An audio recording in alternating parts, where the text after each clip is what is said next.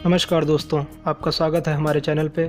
आज हम इस वीडियो में जानेंगे कि कैसे हमारी पृथ्वी पर जीवन की शुरुआत हुई, कैसे और कब पृथ्वी पर डायनासोर्स आए और कैसे कई सालों तक पृथ्वी पर राज करने के बाद अचानक से डायनासोर्स का अंत हो गया। वायुमंडल में करीब 55 करोड़ साल पहले ऑक्सीजन का स्तर 13% तक पहुँच गया, जिसके चलते जीवन तेज़ी से बढ़ना शुरू हुआ और इसी के चलते आगे ओजोन लेयर का निर्माण होने वाला है। कैम्ब्रियन एक्सप्लोजन के चलते करीब 3 करोड़ साल में जानवरों के काफ़ी समूह पैदा हुए। लगभग 50 करोड़ साल पूर्व समुद्र में थॉर्नफिश पैदा हुईं। ये देखने में हमारी तरह नहीं लगती थीं, लेकिन इनमें ऐसे कई बॉडी पार्ट्स थे जिन बॉडी पार्ट्स से हमारा शरीर बना है, जिनमें रीढ़ की हड्डी और दांत इत्यादि शामिल हैं। सभी रीढ़ की हड्डी वाले जीव उन मछलियों के बॉडी प्लान पर ही आधारित हैं। अभी तक जीव और पौधे समुद्र तक ही सीमित थे, लेकिन अब ये समुद्र के बाहर आने को तैयार हो चुके थे।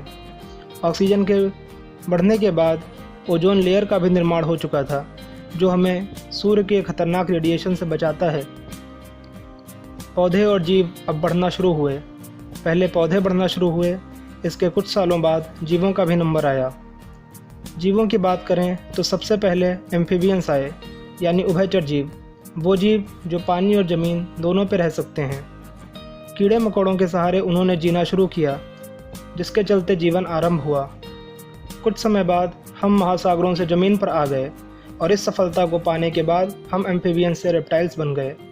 अब उनका महासागरों से संपर्क टूट चुका था। अब उन्होंने धरती पर रहना प्रारंभ कर दिया था। करीब 25 करोड़ साल पहले ज्वालामुखी ने बहुत खतरनाक रूप दिखाया। वायुमंडल में CO2 की मात्रा बहुत ज़्यादा बढ़ गई। हर जगह कार्बन डाइऑक्साइड गैस ही थी, जिसके चलते कैम्ब्रियन एक्सप्लोजन के चलते जो जीवन का विकास शुरू हो पाया था, वो विकास यहीं पर रुक गया। हमारी पृथ्वी पर निवास करने वाली 70% से ज़्यादा प्रजातियां खत्म हो चुकी थीं और इतनी लार्ज स्केल पे हुई मौतों को नाम दिया गया परमियन एक्सटिंक्शन। पृथ्वी पर कम से कम 5 बार ऐसी तबाही आ चुकी है, जिससे पृथ्वी पर मौजूद सबसे अहम प्रजाति ही खत्म हो चुकी है। उस वक्त एक नई प्रजाति ने जन्म लिया था, जिसे हम डायनासोर्स के नाम से जानते हैं, जिसने काफ़ी समय तक दुनिया पर राज किया। लगभग 16 करोड़ साल तक डायनासोर हमारी पृथ्वी पर रहे, जिनके रहते दूसरे जीवों का विकास करना नामुमकिन सा था। इस समय पूरी दुनिया की ज़मीन एक ही जगह पर इकट्ठा थी, जिसे पैंजिया कहा जाता है। कॉन्टिनेंटल ड्रिफ्ट थ्योरी के हिसाब से कार्बोनीफेरस एज में अर्थ के सारे कॉन्टिनेंट्स एक साथ जुड़े थे। जब पैंजिया बटा, तब उसका एक पार्ट नॉर्थ की ओर और दूसरा पार्ट साउथ की ओर चला गया।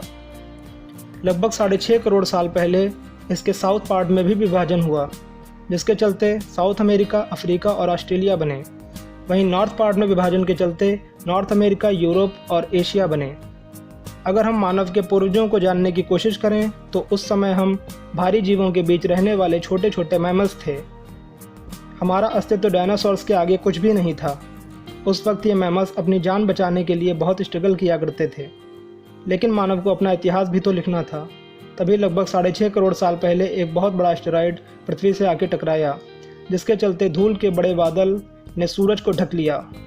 टेम्परेचर बहुत ज़्यादा गिर गया और पृथ्वी पर रहने वाला 25 किलो से ज़्यादा का हर एक जीव खत्म हो चुका था।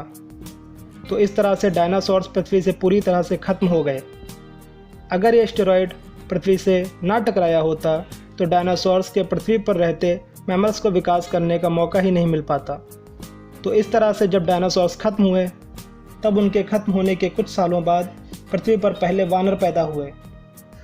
उनके आगे के रूपों में एक हम मानव भी हैं, जिसकी बात हम आगे की वीडियो में करेंगे। तो आज आपने जाना कि कैसे हमारे ग्रह पर जीवन की शुरुआत हुई, क्या है कैम्ब्रियन एक्सप्लोजन, पृथ्वी पर डायनासोर्स कब और किस तरह से आए और कैसे हमारी पृथ्वी पर डायनासोर्स का अंत हुआ। फ्यूचर में इस तरह की और भी बहुत सी इंटरेस्टिंग वीडियोस को देखने के लिए हमारे चैनल को सब्सक्राइब करें, इससे आपके फ़ोन पे आने वाली सारी वीडियोस की नोटिफिकेशन आ जाएगी। और वीडियो पसंद आई हो तो लाइक एंड शेयर कीजिए। धन्यवाद।